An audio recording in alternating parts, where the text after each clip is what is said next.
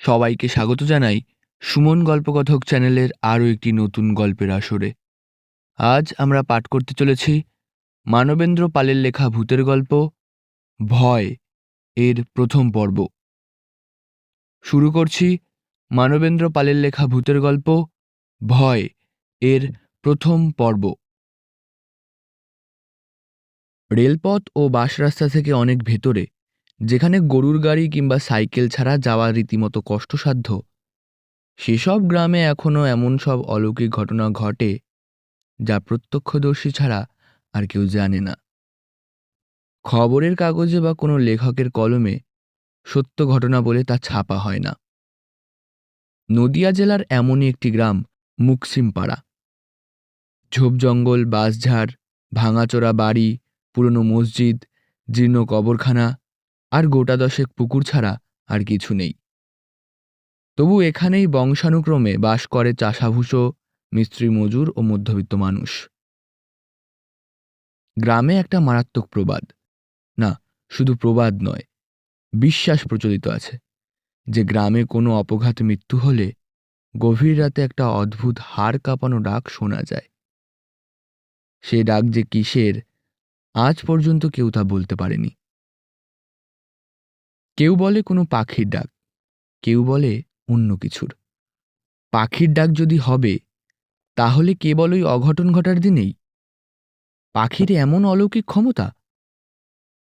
যাই হোক, এ ডাকের রহস্য ভেদ করার সাহস আজ পর্যন্ত কারো হয়নি। সবাই ভাবে একটা কথাই, কি দরকার?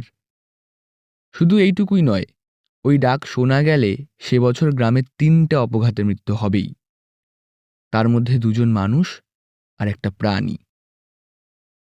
যেবার হরেকেষ্ট কামারের বউটা শাশুড়ির সঙ্গে ঝগড়া করে একক্রোশ পথ হেঁটে গিয়ে লাইনে মাথা দিল, সেবারও রাতের অন্ধকারে বন বাদার কাঁপিয়ে ওই ডাক শোনা গিয়েছিল।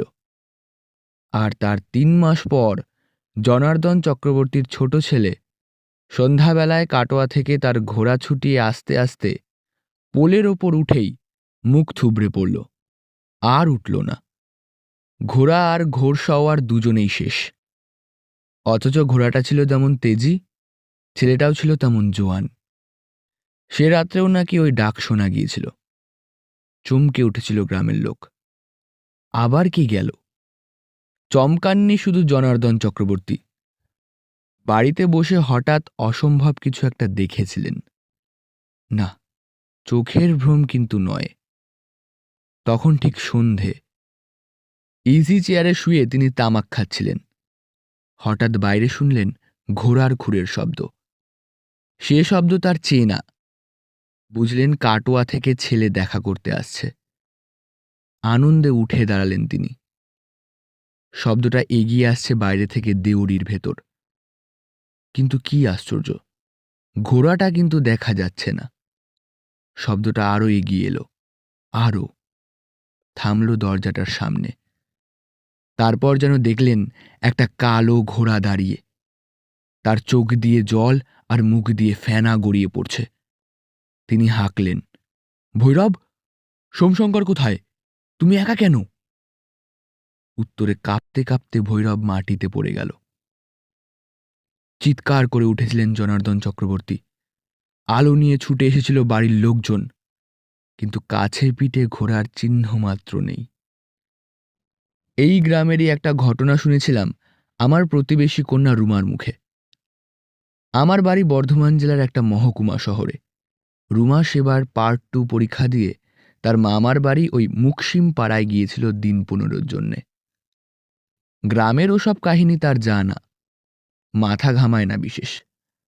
মামিমাকে বলে, এতবার আসি, একবারও ওই ডাক শোনার সৌভাগ্য হলো না।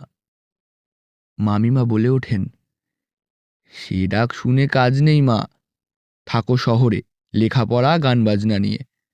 তুমি কি করে বুঝবে কি ভয়ে ভয়ে দিন কাটাতে হয় আমাদের? একটা অপঘাত মৃত্যু, আর তারপরে ওই মরণ ডাক, আর তারপরেই আবার একটা, হয় মানুষের নইলে কোনো পোষা জন্তুর মৃত্যু। এ বাড়িতে রুমার মামা মামি ছাড়া আছে 2 মামাতো ভাই, নান্টু আর পিন্টু। নান্টু রুমার চেয়ে 2 বছরের বড়, বয়স বছর 22। পিন্টু 3 বছরের ছোট, মাধ্যমিকে পড়ে। নান্টু কাটোয়া কলেজে বিএ পাশ করে গ্রামেই থাকে। চাকরি বাকরির আশা নেই, বেকার জীবন, তাই পরোপকার করে বেড়ায়। মামার আছে প্রচুর ধান জমি, বাঁশবাগান, পুকুর, এর আয়তেই সংসার চলে। কয়েক মাস হলো তিনি গম ভাঙার মেশিন কিনেছেন। ইচ্ছে পরে ছেলেরা যদি ওটা চালিয়ে যায়। রুমা এখানে এলে ওর যত গপ্প নান্টুদার সঙ্গে, যত ভাব তত ঝগড়া, হাজার হোক পিঠোপিঠি ভাইবোন তো।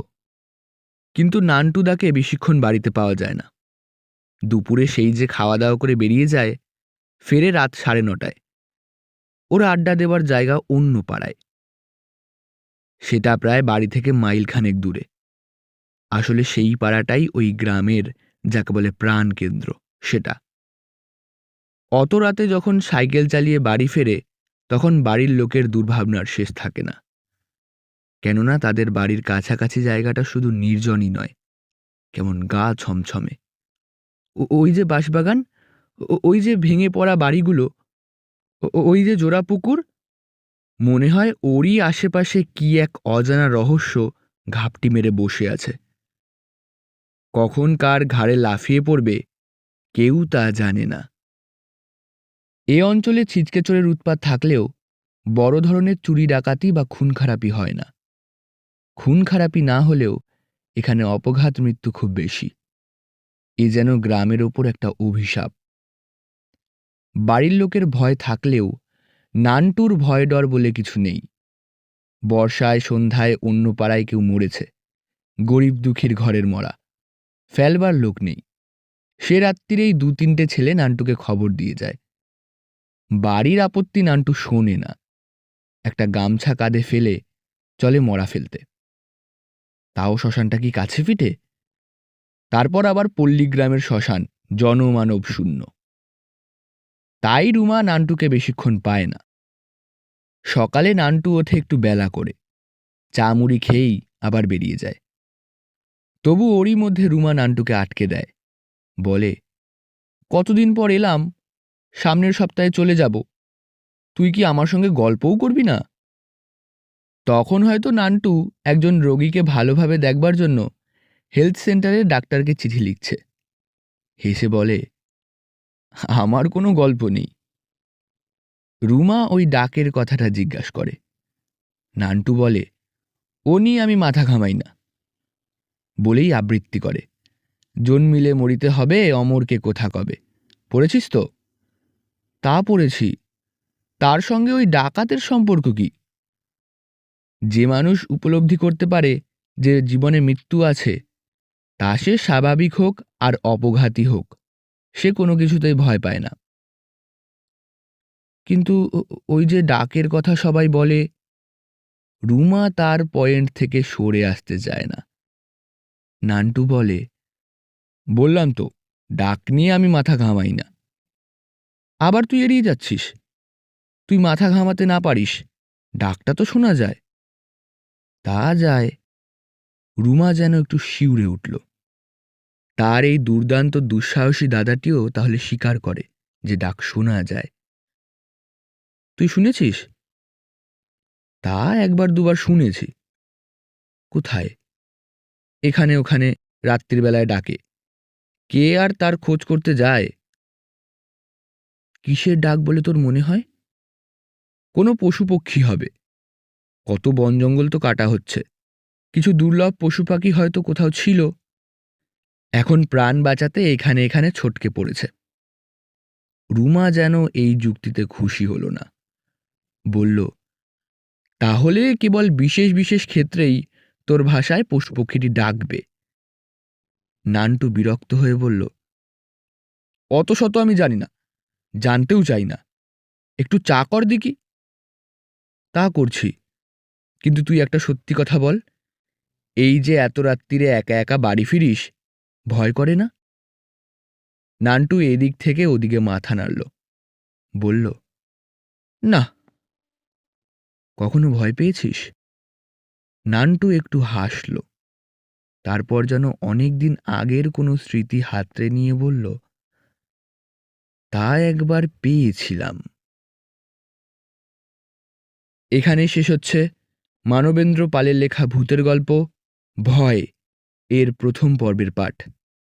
ভিডিওটি ভালো লাগলে অবশ্যই লাইক, কমেন্ট, শেয়ার এবং সাবস্ক্রাইব করবেন এবং আপনাদের বন্ধুদের সঙ্গে ভিডিওটি শেয়ার করবেন।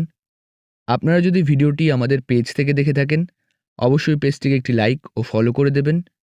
সবাই ভালো থাকবেন, সুস্থ থাকবেন। ধন্যবাদ সবাইকে।